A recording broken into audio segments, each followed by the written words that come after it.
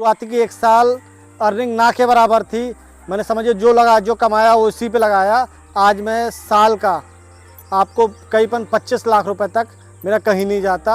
कभी कभी होता है उससे ज़्यादा भी हो जाता है, लेकिन साल का 25 लाख रुपए आराम से कमा लेता हूँ। बट ब्रॉयलर से लाख गुना अच्छा है। ब्रॉयलर अगर कोई पालते देख ले तो मैं गारंटी देता हूँ कभी को खाएगा नहीं। सबसे पहले नमस्कार किसान मित्रों, आपका वेलकम है Shivhare poultry farm and hatcheries पे। मैं विपिन शिवहरे। सबसे पहले धन्यवाद फार्मिंग 2 चैनल का जो आज हमारे फार्म पे आए। आज मेरा खुद का फार्म है और खुद की हैचरी है ये, लेकिन पहले नहीं हुआ करता था। पहले मैं भी जॉब करता था। मैंने 2011 पे स्टडी पूरी करने के बाद मुंबई में जॉब किया है और अच्छी खासी लाइफस्टाइल वहाँ सेट थी। कभी हमेशा फ्यूचर मुंबई पे ही रहने का सोच लिया था, बट लॉकडाउन आया और काफ़ी कुछ सबका चेंज हुआ। मेरा बस नहीं, ऑल ओवर इंडिया में हर किसी के लिए लॉकडाउन बहुत एक परेशानी वाला लॉकडाउन था। बट कहते हैं ना, एक परेशान कुछ न जो नसीब में होता है वो होना ही होता है। मेरी किस्मत में था कि मैं एक पोल्ट्री फार्म शुरू करूं, तो मैंने ये शुरुआत की। जब लॉकडाउन आया तो सबसे पहले मैं वापस घर आया। घर आने के बाद ये सोचा कि अब आगे क्या किया जाए, तो एक मन में विचार आया कि बिजनेस के लिए सोचा जाए। तो फिर मैंने पोल्ट्री फार्म स्टार्टअप किया। आइए आपको अपना पोल्ट्री फार्म दिखाता हूँ। मैं शुरुआत में मैंने कड़कनाथ से ही स्टार्टअप किया था। 220 बड़े बर्ड लेके आए थे उस टाइम पे। मैं धीरे धीरे बिजनेस बढ़ता गया और मेरे पेरेंट्स का स्टॉक बढ़ता गया, फार्म बड़ा होता गया, ऐसी इनकम भी बढ़ती गई। धीरे धीरे मैंने इसी बिजनेस को ऐसे ही बढ़ाता गया। फिर जैसे जैसे डिमांड आने लगी, पहले मैंने कड़कनाथ चालू किया। फिर मुझे डिमांड आई कि सोनाली का फार्म, मतलब सोनाली के बच्चे चाहिए, लोग डिमांड आने लगी। तो मैं सोनाली के बच्चे भी अपने फार्म पे लेके आया। सोनाली का बर्ड धीरे धीरे सोनाली का भी chicks all over India supply देने लगा। मैं मार्केट में बहुत सारे सवाल होंगे लोगों के कि जॉब तो गई लेकिन पोल्ट्री लाइन में ही क्यों आए। सर इसके पीछे भी देखिए रीज़न ये था कि मैंने पहले मार्केट में स्टडी किया। हर मार्केट में आजकल हर जॉब बिजनेस पे कंपटीशन बहुत था। मुझे इस बिज़नेस से कंपटीशन कम लगा तो मैंने फिर पोल्ट्री लाइन में आना सही समझा। और दूसरा कि आज की डेट में डिमांड इतनी ज़्यादा है इस बिज़नेस की, इसलिए मैंने पोल्ट्री लाइन पे आना सही समझा। शुरुआत में अंडे बेचता था मैं। शुरू के लगभग 6 महीने मैंने डोर टू डोर जाके आसपास का मार्केटिंग मेरे कटनी शहर पे 15-20 कटिंग की दुकानें हैं, वहाँ मुर्गी जो अंडा देती थी वहाँ दुकानों में रखवाता था मैं। तो वहाँ मैं पहले अंडा सेल करता था। फिर धीरे धीरे मेरे मन में विचार आया क्यों ना बच्चे की सप्लाई की जाए। फिर मैंने खुद की एक छोटी हैची लाई 600 अंडों की, फर्स्ट टाइम महाराष्ट्र से लाई थी। उस अंडे से बच्चे बना के सेल आउट करने लगा मैं।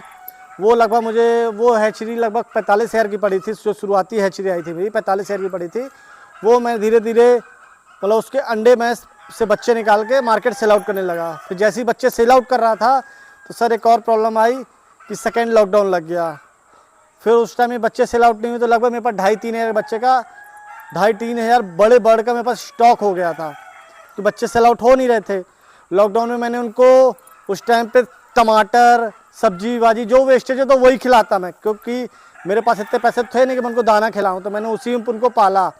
जैसे लॉकडाउन ख़त्म हुआ तो मैंने धीरे धीरे मार्केटिंग फोकस किया। सबसे पहले मैंने छोटे छोटे ग्रुप्स बनाए, व्हाट्सएप पे, फेसबुक पे शेयर करना शुरू किया। सोशल छोटे छोटे वीडियो बना के यूट्यूब पे शेयर किया। मतलब कुल मिला के मैं सोशल मीडिया को चाहो पूरी तरह से यूज़ किया मैंने।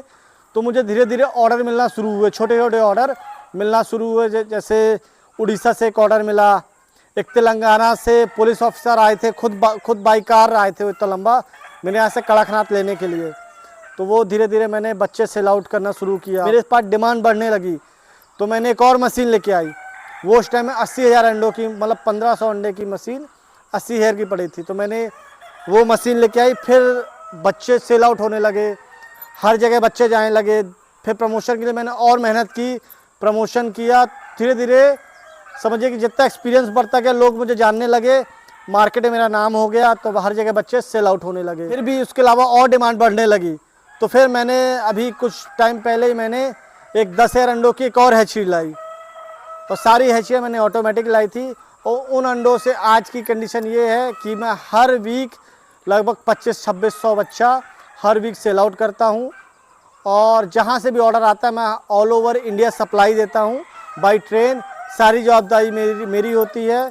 और जिस किसी फार्मरों को, हर फार्मरों को मैं बेसिक नॉलेज देता हूँ कि कैसे करना है, और जो भी अपना एक्सपीरियंस हो उनसे शेयर करता हूँ। जैसे कि सर जी मेरे पास 2 ब्रीड है, कड़कनाथ और सोनाली। कड़कनाथ का मैं बता दूँ, कड़कनाथ से ज़्यादा देसी ब्रीड, इससे प्योर देसी ब्रीड कहीं हो ही नहीं सकती, क्योंकि ये एक तो मध्य प्रदेश मेरे एमपी की ब्रीड है, लोकल ब्रीड। इससे ज़्यादा प्योर ब्रीड आपको ऑल ओवर इंडिया कहीं नहीं मिल सकता। और इसका रख रखाव इतना आसान है, ये कैसा भी मौसम हो ये एडजस्ट कर लेता है। दूसरा है सोनाली। सोनाली सर वेस्ट बंगाल की ब्रीड है, ये भी एक देसी की ब्रीड ही है। सोनाली मार्केट में बहुत सारे अफवाह है कि वेस्ट बंगाल की ब्रीड है, कि ये कौन सी ब्रीड है। बस सच्चाई ये है कि अमेरिका की एक कंट्री चिकन और इजिप्ट की एक जो देसी बर्ड है वहाँ का क्रॉस ब्रीड है, जो अपने इंडिया पे सोनाली पाया जाता है। इसकी खासियत ये है कि ये ग्रोथ फास्ट होता है, 70 डेज में इसका वजन गेन कर लेता है, दिखता प्योर देसी जैसा है, और अंडे क्वांटिटी अच्छी है और खूबसूरत बर्ड दिखता है। इस वजह से सोनाली की डिमांड भी ज़्यादा बर्ड है, इसलिए सर मैंने सोनाली पे ही फिर फोकस किया। और कड़कनाथ तो मेरी लोकल ब्रीड है, ये एमपी की ब्रीड है, इस वजह से मुझे ज़्यादा बिजनेस मिलता है और काफ़ी अच्छी ब्रीड है, तो इसलिए मैंने दोनों ब्रीड पे फोकस किया। फार्मर जैसे आज की डेट में कंफ्यूज होता है कि ब्रीड कौन सी ब्रीड चूज़ करे, तो मैं तो यही सजेशन दूंगा कि दोनों ब्रीड पे फोकस करें, क्योंकि दोनों ब्रीड में सबसे अच्छी बात यह है कि ये कैसी भी मौसम हो, कैसा भी उनको एनवायरनमेंट दिया जाए, हर चीज़ ये एडजस्ट कर लेते हैं। कहते हैं एक मट्ठर पीस जैसे उसको बोलते हैं, कि इनको जल्दी कोई बीमारी नहीं आती, ना ही कोई इन्फेक्शन आता है इस फार्म पे, और कुछ भी खिलाओ खा लेती है। आप इनको घास फूस दीजिए वो भी खाएगी ये। कड़कनाथ और देसी सोनाली में यही एक अच्छा बेनिफिट है, इसलिए मैंने इन दोनों ब्रीड को चूज़ किया। अब हम बात करेंगे कि अपने जो इंडिया पे, हिंदुस्तान पे देसी बर्ड का मार्केट कैसा है और देसी क्या डिमांड है। भाई फार्मर सोचता तो है कि भाई हम कर तो लें, सेल आउट कैसे करेंगे या फिर क्या परेशानियाँ आएंगी। तो सच्चाई है कि लॉकडाउन के बाद अब फार्मर, लॉकडाउन में जो बीमारियां आई तो लोगों के अंदर जागरूकता बहुत आ गई। अब फार्मर जो लोग होते हैं, जो आप जनसंख्या है, वो अच्छा खाना पसंद कर रही है। देसी ब्रीड उतना थोड़ा महंगा तो है, बट ब्रॉयलर से लाख गुना अच्छा है। ब्रॉयलर अगर कोई पालते देख ले तो मैं गारंटी देता हूँ कभी को खाएगा नहीं, क्योंकि इतनी ज़्यादा उसमें मेडिसिन लगती है, और उसके अपेक्षा जो देसी बर्ड है ना उस पर कोई मेडिसिन लगती, और वो प्योर ऑर्गेनिक तरीके से पाला जा सकता है, पालते हैं लोग, इसलिए देसी बर्ड बहुत अच्छा है। और इस पर बीमारियां ना के बराबर है, और आने वाला जो भविष्य है वो देसी मार्केट के लिए बहुत अच्छा भविष्य अभी भी है अभी, लेकिन उस लेवल पे नहीं है जो आने वाला फ्यूचर जैसे बढ़ता जा रहा है। मैं गारंटेड कह रहा हूँ कि आने वाला फ्यूचर देसी का ही है, क्योंकि ब्रॉयलर से सिवा बीमारियों को कुछ नहीं। देसी की कोई फिक्स मंडी नहीं है, फिर भी अपने आसपास गांव में लोग इसको बेच लेते हैं, और आज भी ये करोड़ों अरबों रुपए का एक रेवेन्यू है। पूरे इंडिया का बात कर रहा हूँ मैं देसी बर्ड पे। तो देसी बर्ड आने वाले टाइम में काफ़ी अच्छा फ्यूचर है, काफ़ी अच्छा बिजनेस है देसी का। क्या फार्मरों के मन में सवाल आता है, इंसान प्रॉफिट क्या कमाता है, कितना बचा लेता है। तो देखिए, मैंने सच्चाई है कि शुरुआती 1 साल मैंने बहुत स्ट्रगल किया। स्ट्रगल बोले तो फुल मेहनत, जॉब छोड़ के आदमी बिजनेस पे आए तो अर्निंग क्या होती है। तो मैं सच बताऊं, शुरुआती की 1 साल अर्निंग ना के बराबर थी। मैंने समझिए जो कमाया वो इसी पे लगाया। लेकिन हाँ, आज की डेट में इतना है कि एक अच्छी खासी लाइफस्टाइल जी रहा हूँ, अच्छी खासी सेविंग्स हैं, और सबसे इम्पोर्टेंट चीज़, आज मैं साल का आपको करीबन 25 लाख रुपए तक मेरा कहीं नहीं जाता।